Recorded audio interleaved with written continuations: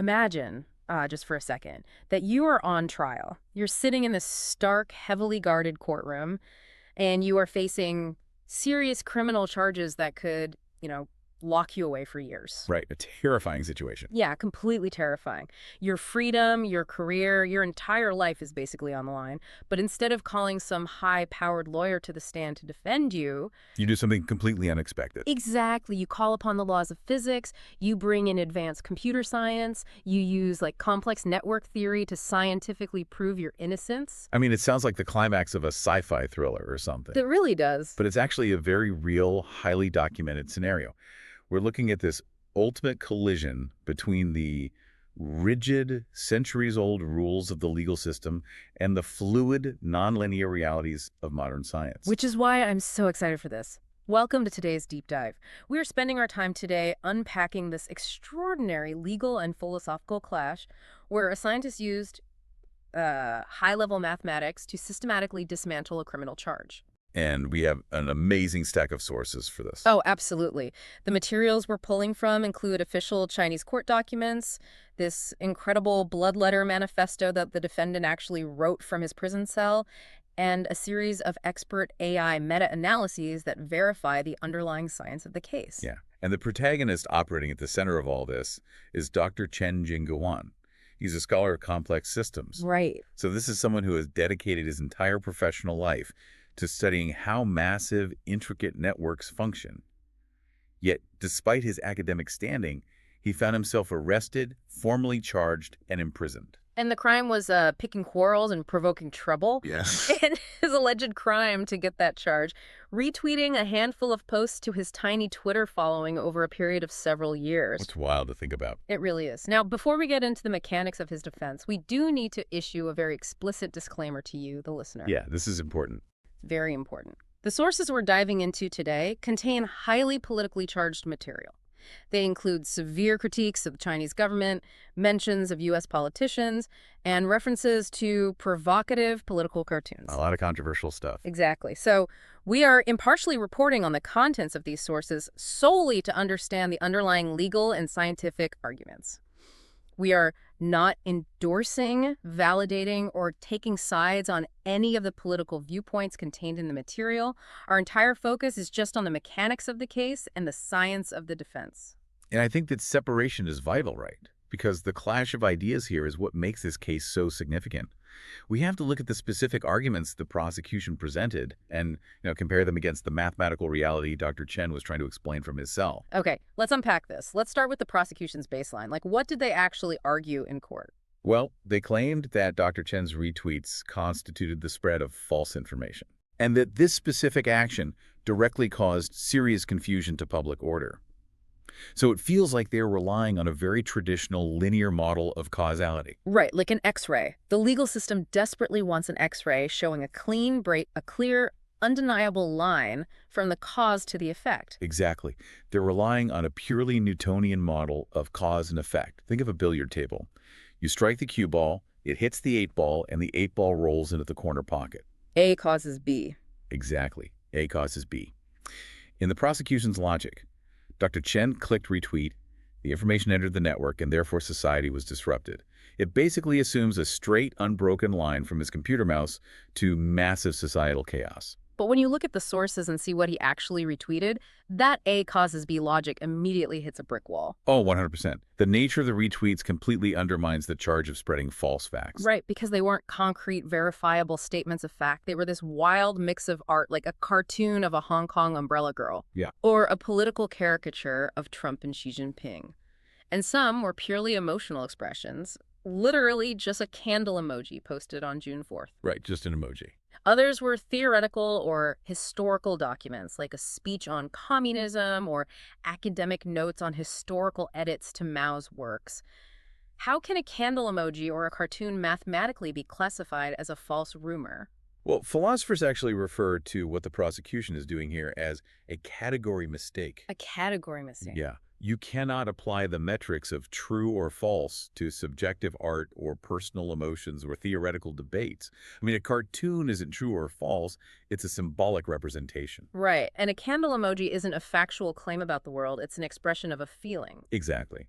By legally classifying value judgments and artistic expressions as false rumors, the prosecution was attempting to force non-factual categories into this binary legal framework that simply wasn't built to process them. It's essentially trying to measure the temperature of a song. That's a great way to put it. It's an absurd premise. But the prosecution went even further. They claim that because of these retweets, I'm quoting the court documents here, caused the network to be disordered. Which forces us to ask a really fundamental question. Yeah, what does order actually mean on the internet? And that right there is the pivotal clue of the entire trial. And it brings us to Dr. Chen's first major scientific counterattack, which he detailed in the blood letter he wrote from that bleak prison cell. Okay. To understand network order, Dr. Chen bypassed legal precedent completely and invoked computer science. Specifically, he brought up the HEAP theorem, which was devised by computer scientist Eric Brewer back in the year 2000. Wait, let me make sure I'm picturing the CAP theorem right. It applies to distributed computer systems, right? Yes, exactly. The CAP theorem is a foundational principle for any massive distributed system like a global social network. Okay. It states that you can only ever guarantee 2 out of 3 specific properties at the same time. The C stands for consistency. What do you mean? This means every single user on the network sees the exact same data at the exact same millisecond. Got it. Then the A stands for availability. This means the system is always up and always responds to your requests no matter what. Okay, C is consistency, A is availability, and the P. The P stands for partition tolerance. This means the system continues to function even if parts of the network lose connection or servers drop out. So consistency, availability, partition tolerance, and you only get to choose 2. Right. But in the real world, internet cables get cut, servers overheat, and packets get dropped all the time. So partition tolerance isn't really optional, is it? No, not at all. You have to have it or your network shatters the moment one router goes offline. Which leaves network engineers with a very difficult choice. Do you want consistency or do you want availability? Here's where it gets really interesting. Because massive social networks have to choose availability. If an app waited for every single server across the globe, from Tokyo to London to New York, to perfectly sync up before it let you load your feed, the network would be frozen constantly. It would be unusable. It would just crash. Yeah. So they let you see the feed, even if it's slightly different from what someone in another city is seeing at that exact moment. They mathematically sacrifice consistency to stay online. And Dr. Chen takes this fundamental computer science theorem and turns it into a legal defense. So smart. Because social networks sacrifice consistency by design, it means that localized chaos, disagreement, and information asymmetry are not bugs in the system. Right. They are not crimes committed by malicious users. They are the baked-in, mathematically inevitable default state of a distributed internet. It makes me think of an analogy Chen actually uses in his defense manifesto. He writes that the prosecution blaming him for the internet being chaotic is like blaming a single drop of water for making the ocean wet. Yeah. I mean, the ocean is wet by its very physical nature. The internet is inconsistent and chaotic by its very mathematical architecture. Exactly. To look at a fundamentally chaotic network and say, this one guy retweeting a cartoon caused all this disorder is a complete misunderstanding of the environment you are operating in. The judicial system was treating the internet like it was a perfectly synchronized, highly pure, absolutely ordered environment. But the CAP theorem proves that a completely ordered, perfectly consistent global network is a mathematical impossibility. Wow. Dr. Chen's argument was that you simply cannot criminalize a state of being that is physically and mathematically inevitable. Okay, I follow the logic that the macro system, the whole ocean is inherently chaotic and inconsistent. Right. But what if the court argues that his specific drop of water caused a localized tidal wave? Did his specific action make the chaos measurably worse? That's the next logical step. Because moving from the grand architecture of the internet down to his individual Twitter account requires a different kind of math, doesn't it? It does. And to address his specific localized impact, Dr. Chen relied on his deep expertise in complex systems and introduced the court to the concept of scale-free networks. Okay, scale-free networks. Yeah. If you visualize social media, it doesn't look like a neat, flat grid where everyone is connected to the exact same number of people. It follows a power law distribution. Meaning a tiny fraction of users wield a massive amount of influence, while the vast majority of users have almost zero influence. Exactly. You have massive hub nodes. These are your global celebrities, major news outlets, state media accounts. They have millions of connections. Information flows through them like a superhighway. Right. And then you have millions of tiny edge nodes. Oh. These are regular users with maybe a few dozen friends. And Dr. Chen was an edge node. Yes. His account had fewer than 100 followers. Most of them were inactive. His interaction rate was practically zero.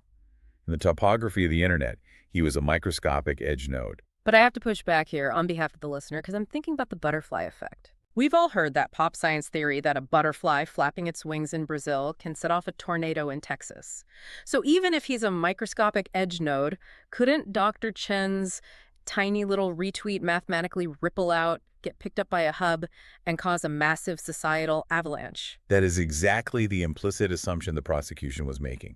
But Dr. Chen dismantles the pop science myth of the butterfly effect using rigorous network science. How does he do that? From his Zell, he maps out Cohen's threshold formula, and the Galton-Watson branching process to prove his retweet died almost immediately. Wait, hold on. The Galton-Watson branching process, walk me through how that actually functions in a network. What is the mechanism there? Think of it like passing a secret note in a massive stadium. Okay. The branching process calculates the probability that the note will reach the whole stadium versus the probability that someone will just put it in their pocket and the chain stops. Got it. It looks at what's called the reproduction number. If the reproduction number is greater than 1, meaning every person who gets the note passes it to 2 or more people, the information spreads exponentially. That makes sense. But if the reproduction number is less than 1, meaning most people who get the note don't pass it on, the spread mathematically must die out. And because Dr. Chen is an edge node with almost no active connections, the probability of his followers amplifying the message is incredibly low. Exactly. His reproduction number is mathematically guaranteed to be less than 1. Right. The formulas prove that randomly activating an edge node in a scale-free network has an impact that goes extinct almost immediately. Yeah. The network is highly robust against random noise from the edges. Wow. For a butterfly effect to actually happen, like for that tiny flap of wings to actually cause a tornado, the entire system must already be in a highly unstable, hypersensitive state.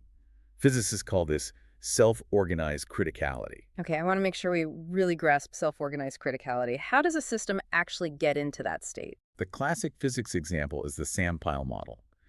Imagine you are dropping grains of sand onto a table, one by one. Okay, I'm picturing it. Over time, it builds up into a little mountain. Eventually, the sides of the sand pile get so steep that they reach a critical angle. Right. At that exact moment, the system is in a state of self-organized criticality. If you drop just one more single grain of sand, it will trigger a massive avalanche that collapses the whole pile. So the avalanche was already primed and inevitable. The final grain of sand didn't create the instability. The instability was already there, just waiting for any random trigger. Exactly. If the prosecution wanted to prove that Dr. Chen's retweet caused a societal avalanche, the scientific burden of proof was on them to demonstrate that the entire Chinese internet was already balancing on a knife's edge. That it was a critical sand pile ready to collapse. Yes, and that his specific data packet was the final grain of sand. But they provided zero algorithmic data to support that. Nothing.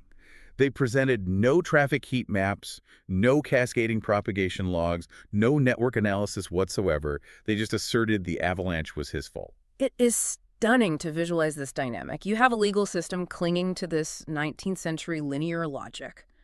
You clicked a button, therefore society was harmed. Yeah. And sitting across from them, writing on scraps of paper in a prison cell, you have a scientist using 21st century quantum and network logic to prove mathematically that his specific action had a statistical impact approaching absolute zero. Which forces us to look at the epistemological clash at the heart of this entire ordeal. Right. Because if the physics, the formulas, and the topology of the internet mathematically destroy the criminal charge, how did the court bypass the science entirely to secure a conviction? Well, according to the sources, they bypassed it by completely inverting the burden of proof. He really did. The judges argued that because Dr. Chen has a PhD, because he is a highly intelligent published scholar, he, and I quote, should have known that the information was false and that it would be harmful. It's unbelievable. They weaponized his own education against him to establish a presumption of guilt.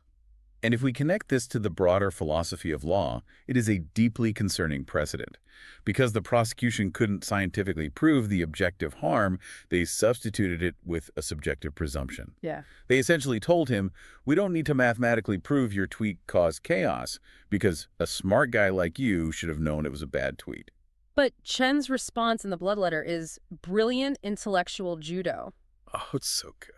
The sources detail how he took their argument that his PhD meant he should have known and completely flipped it on its head. What did he say? He argued that because he has a PhD in complex systems, he knew with absolute mathematical certainty that his retweets were perfectly safe. Wow. He knew scientifically that an edge node in a scale-free network is entirely incapable of causing systemic collapse.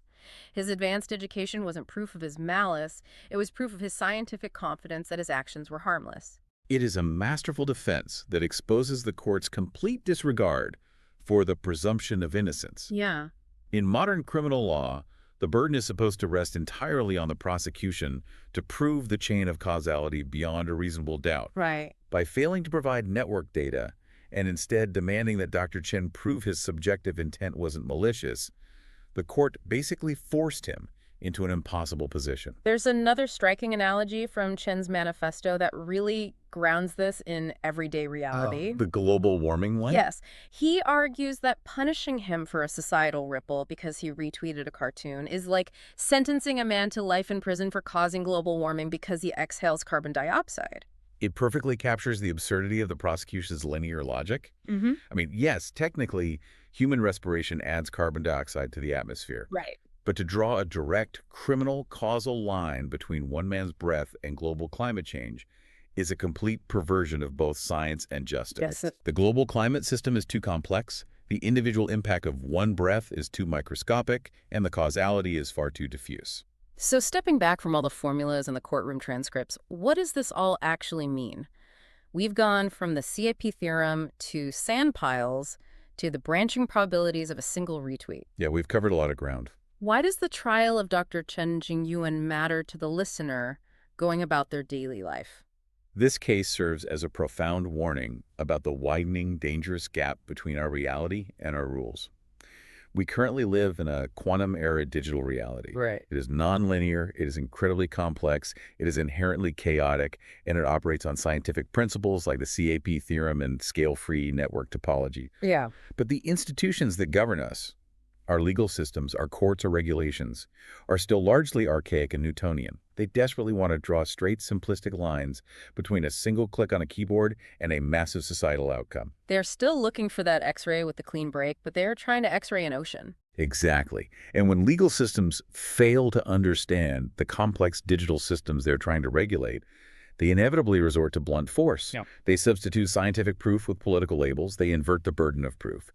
Dr. Chen's case illustrates what happens when a judge armed with 19th century logic tries to sentence a 21st century digital reality. Yeah. The science becomes a casualty, and justice is replaced by a presumption of guilt based on a fundamental misunderstanding of how the modern world works. We are trying to police the quantum realm with a wooden ruler. That's exactly it. It is a sobering realization. Which brings us to the end of our deep dive today. But we want to leave you with a final, lingering question to ponder on your own as you scroll through your own feeds today. Yeah, and it touches every single one of us who relies on the internet. If the CAP theorem mathematically proves that no digital distributed system can be fully consistent and fully available at the same time, is it actually possible for governments to write laws that demand total pristine order on the internet without entirely destroying the network's availability and our fundamental freedom to use it? Can you mandate a perfectly calm ocean without draining all the water? It seems like physics and the trial of Dr. Chen has already given us the answer. Thanks for joining us on this deep dive. Keep questioning the systems around you.